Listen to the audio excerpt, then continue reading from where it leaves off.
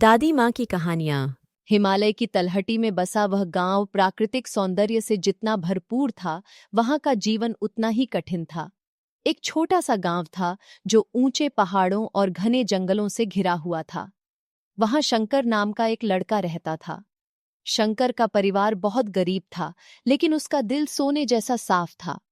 गांव की छोटी सी झोपड़ी में वह अपनी बीमार मां के साथ रहता था।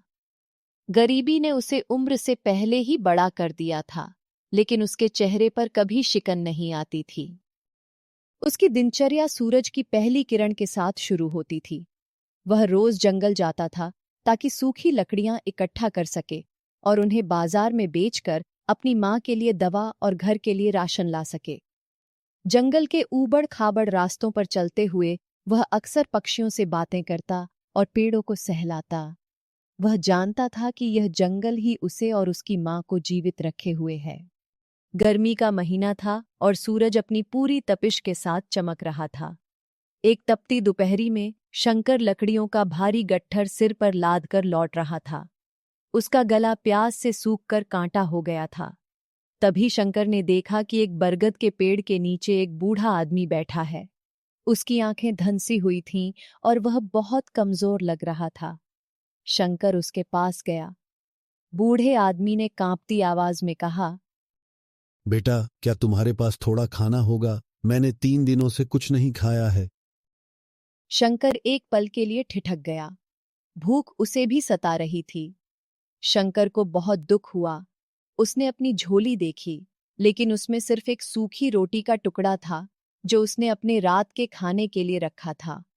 उसने सोचा, अगर मैं यह दे दूंगा तो मैं भूखा रहूंगा। यह सोचकर वह झिझकते हुए आगे बढ़ गया। उसे लगा कि अगर वह भूखा रहा तो शायद कल लकड़ियां काटने की ताकत न जुटा पाए। परंतु उसका अंतर्मन उसे धिक्कार रहा था। वह अभी चंद कदम ही चला था कि थोड़ी दूर जाने पर उसने देखा कि एक नन्हा हिरण झाड़ियों में फंसा है और प्यास के मारे तड़प रहा है। शंकर के पास अपनी बोतल में बस 2 घूंट पानी बचा था। उसने फिर सोचा, यह तो मेरी अपनी प्यास के लिए है।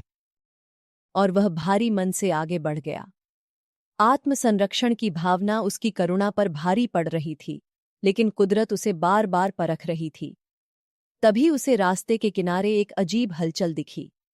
चलते चलते शंकर ने देखा कि एक आदमी अपनी बैलगाड़ी के पास परेशान खड़ा है। उसकी गाड़ी का पहिया टूट गया था और उसे आग जलाने के लिए सूखी लकड़ियों की जरूरत थी, ताकि वह लोहे को गर्म कर पहिया ठीक कर सके। वह आदमी शहर का एक संपन्न व्यापारी था, लेकिन जंगल के बीच में उसका सारा धन बेकार था। उसे केवल उन लकड़ियों की जरूरत थी जो शंकर के सिर पर थीं। शंकर ने अपनी घंटों की मेहनत की ओर देखा। अगर वह ये लकड़ियां दे देता तो उसे फिर से जंगल के भीतर जाना पड़ता। लेकिन उस आदमी की बेबसी देखकर शंकर का दिल पिघल गया। शंकर ने बिना देर किए अपनी मेहनत से इकट्ठा की हुई लकड़ियां उस आदमी को दे दीं। वह आदमी बहुत खुश हुआ। उसने कहा, तुमने मेरी बहुत बड़ी मदद की है। ये लो, इनाम के तौर पर यह ताज़ा रोटियां, फल और ठंडे पानी की सुराही। जैसे ही शंकर के हाथ में वह भोजन और शीतल जल आया, उसे अपनी पिछली झिझक पर शर्मिंदगी महसूस हुई। उसने महसूस किया कि प्रकृति ने उसे उसकी छोटी सी मदद के बदले में 10 गुना वापस दे दिया है। अब शंकर के पास बहुत सारा खाना और पानी था। उसे तुरंत उस बूढ़े आदमी और हिरण की याद आई। वह दौड़कर वापस गया। उसने बूढ़े आदमी को भरपेट खाना खिलाया और हिरण को अपने हाथों से पानी पिलाया। बूढ़े व्यक्ति की आंखों में आशीष की चमक थी। बूढ़े आदमी ने उसके सिर पर हाथ रखकर दुआएं दीं और हिरण खुशी से उछलते हुए जंगल में ओझल हो गया। समय बीतता गया और शंकर की ख्याति एक दयालु बालक के रूप में फैल गई। कुछ हफ्तों बाद शंकर एक ऊंची पहाड़ी पर दुर्लभ लकड़ियां ढूंढने गया। उस दिन बादलों ने पहाड़ों को घेर रखा था। ढलान पर काई जमी हुई थी।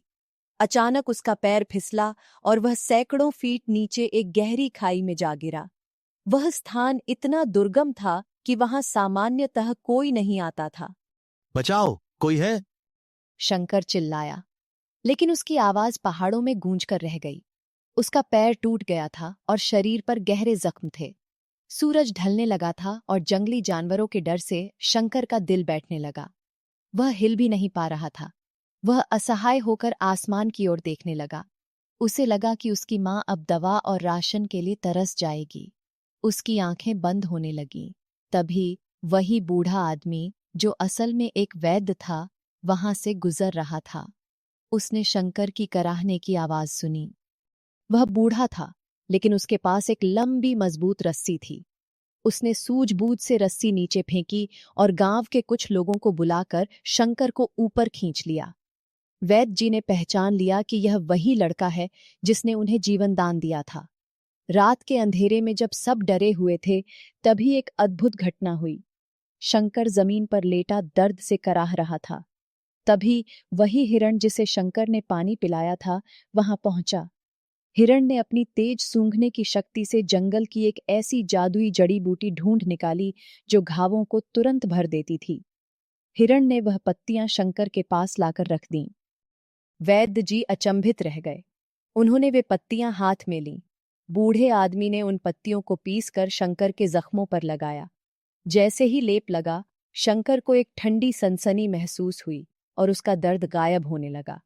ये प्रकृति का उपकार था जो वह अपने मित्र को लौटा रही थी। कुछ दिनों बाद शंकर पूरी तरह ठीक हो गया। अब वह अकेला नहीं था। जब भी वह जंगल जाता, वह हिरण उसके पास आकर खेलता और वह बूढ़ा आदमी उसे बेहतरीन लकड़ियां ढूंढने में मदद करता। वह बूढ़ा वैद्य अब शंकर का मार्गदर्शक बन चुका था। शंकर की गरीबी अब धीरे धीरे दूर होने लगी थी, क्योंकि अब उसके पास ज्ञान और सच्चे मित्र दोनों थे। एक शाम जब वह और उसकी मां अपनी झोपड़ी के बाहर बैठे थे, शंकर ने अपनी आंखों में आंसू भरकर कहा, आज मुझे समझ आया कि दया का बीज कभी बेकार नहीं जाता। मैंने तो बस एक छोटी सी मदद की थी, लेकिन बदले में जंगल ने मेरी जान बचा ली। यह कहानी हमें सिखाती है, करुणा का फल। दूसरों पर की गई दया कभी व्यर्थ नहीं जाती। वह संकट के समय सुरक्षा कवच बनकर लौटती है। निस्वार्थ सेवा। अपनी जरूरत के समय भी दूसरों की मदद करना ही सच्ची मानवता है। प्रकृति के साथ संबंध। यदि हम बेजुबान जानवरों और पर्यावरण की रक्षा करते हैं, तो वे भी समय आने पर हमारा साथ निभाते हैं। आपसे अनुरोध है कि इस चैनल को लाइक, शेयर, कमेंट और सब्सक्राइब करें। साथ ही बेल आइकन भी दबाएं। धन्यवाद।